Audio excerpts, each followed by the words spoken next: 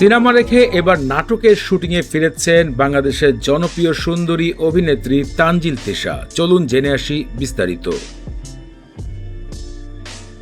গত বছর শাকিব ফাহাদ পরিচালিত সোলজার সিনেমায় বড় পর্দায় নাম লিখিয়েছেন শাকিব খানের বিপরীতে তানজিল তিশা, আর এর কারণে অনিয়মিত হয়ে গেছেন নাটক পাড়ার থেকে। শোনা যাচ্ছিল সিনেমার কারণে তানজিল তিশা নিজেকে নাটক পাড়ার থেকে গুটিয়ে নিয়েছেন। গত 4 মাসে কোনো ধরনের নাটকে কাজ করেননি তিনি। ফলে নাটক ছাড়ার গুঞ্জন সোশ্যাল মিডিয়াতে রয়ে গিয়েছিল।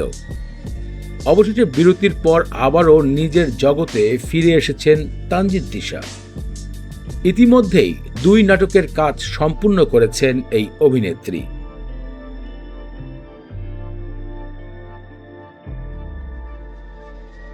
মাহিদুল মাহিমের নাটক ভালোবাসার অভিযোগ এবং চয়নিকা চৌধুরীর প্রথম দেখার পর এই 2টি নাটক সম্পূর্ণ করেছেন। খুবই দ্রুত নাটক দুটি মুক্তি পাবে ইউটিউব চ্যানেলে।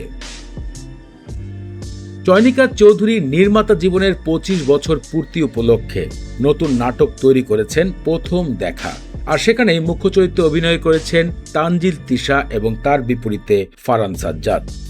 সেই নাটকের প্রসঙ্গে কথা বলেছেন গণমাধ্যমে তানজিল তিশা এবং বলেছেন তিনি নাটকেও কাজ করবেন। শুধু সিনেমায় নয়, অভিনয় দক্ষতা প্রকাশ করার জন্য সিনেমা নাটক 2 জায়গায় কাজ করতে পছন্দ করেন তিনি।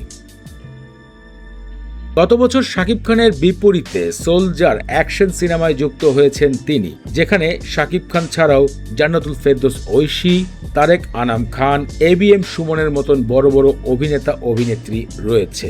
সিনেমাটি খুব শীঘ্রই মুক্তি পাবে 2026-এর শেষের দিকে। তবে এখন পর্যন্ত সিনেমার মুক্তির বিষয় নিয়ে গণমাধ্যমে রয়েছে নানা ধরনের মন্তব্য। সাম্প্রতিক দীর্ঘ বিরতির পর আবারও নাটকে ফিরেছেন জনপ্রিয় অভিনেত্রী তানজিল তিশা।